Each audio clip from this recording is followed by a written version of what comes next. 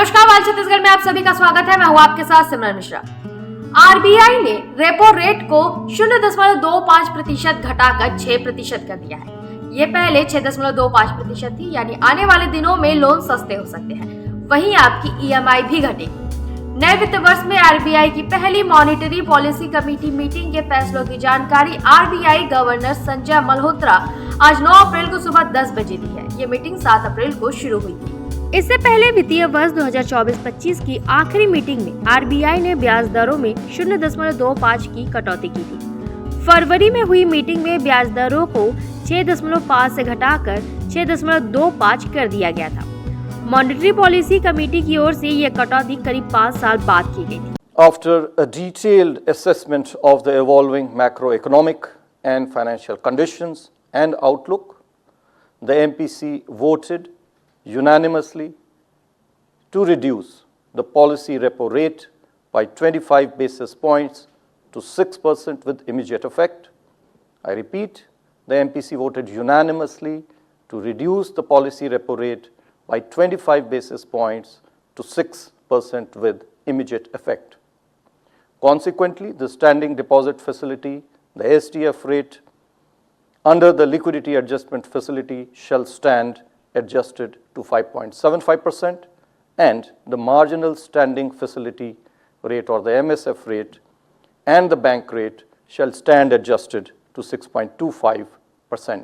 Repo rate घटने के बाद बैंक भी हाउसिंग और ऑटो जैसे लोन्स पर अपनी ब्याज दरें कम कर सकते हैं। वहीं ब्याज दरें कम होंगी तो हाउसिंग डिमांड बढ़ेगी, ज्यादा लोग रियल एस्टेट में निवेश कर सकेंगे। इससे रियल एस्टेट सेक्टर को बूस्ट मिलेगा। आरबीआई जिस ब्याज दर पर बैंकों को लोन देता है उसे रेपो रेट कहते हैं। रेपो रेट कम होने से बैंक को कम ब्याज पर लोन मिलेगा। बैंकों को लोन सस्ता मिलता है तो वो अक्सर इसका फायदा ग्राहकों को पास कर देते हैं, यानी बैंक भी अपनी ब्याज दरें घटा देते हैं। किसी भी सेंट्रल बैंक के पास पॉलिसी रेट के रूप में महंगाई से लड़ने का एक शक्तिशाली टूल है। जब महंगाई बहुत ज्यादा होती है तो सेंट्रल बैंक पॉलिसी रेट बढ़ाकर इकोनॉमी में मनी फ्लो को कम करने की कोशिश करता है। पॉलिसी रेट ज्यादा होगी तो बैंकों को सेंट्रल बैंक से मिलने वाला कर्ज महंगा होगा। बदले में बैंक अपने ग्राहकों के लिए लोन महंगा कर देते हैं। इससे इकोनॉमी में मनी फ्लो कम होता है। मनी फ्लो कम होता है तो डिमांड में कमी आती है और महंगाई घट जाती है। इसी तरह जब इकोनॉमी बुरे दौर से गुजरती है तो रिकवरी के लिए मनी फ्लो बढ़ाने की जरूरत पड़ती है। ऐसे में सेंट्रल बैंक पॉलिसी रेट कम कर देता है। इससे बैंकों को सेंट्रल बैंक से मिलने वाला कर्ज सस्ता हो जाता है और ग्राहकों को भी सस्ती दर पर लोन मिलता है। कमेटी ने सर्वसम्मति से रेपो रेट 0.25 घटाकर 6% करने के पक्ष में वोट किया। कमेटी ने अपना रुख न्यूट्रल से बदलकर अकोमोडेटिव करने का फैसला किया। ट्रेड फ्रिक्शन के कारण ग्लोबल ग्रोथ पर असर पड़ने से डोमेस्टिक ग्रोथ भी बाधित होगी। हायर टैरिफ का एक्सपोर्ट पर प्रभाव पड़ेगा।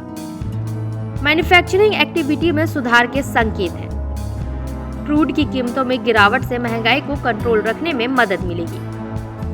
कंज्यूमर से मर्चेंट यूपीआई ट्रांजैक्शन की लिमिट पर फैसला करने का अधिकार एनपीसीआई को देंगे।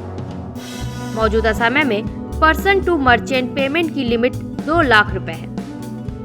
गोल्ड लोन को लेकर नए गाइडलाइन जारी की जाएगी।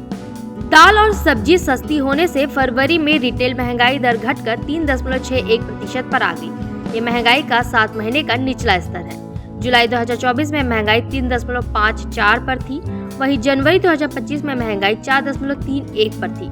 आरबीआई की महंगाई को लेकर रेंज 2% से 6% है। फरवरी महीने में थोक महंगाई बढ़कर 2.38 पर आ गई। इससे पहले जनवरी में महंगाई 2.31 पर थी।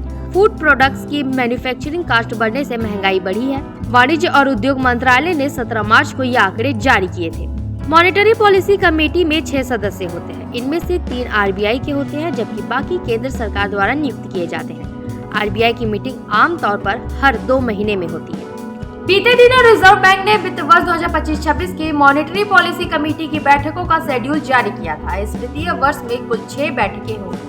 ऐसी जानकारी के लिए बने रहे वायरल छत्तीसगढ़ के साथ।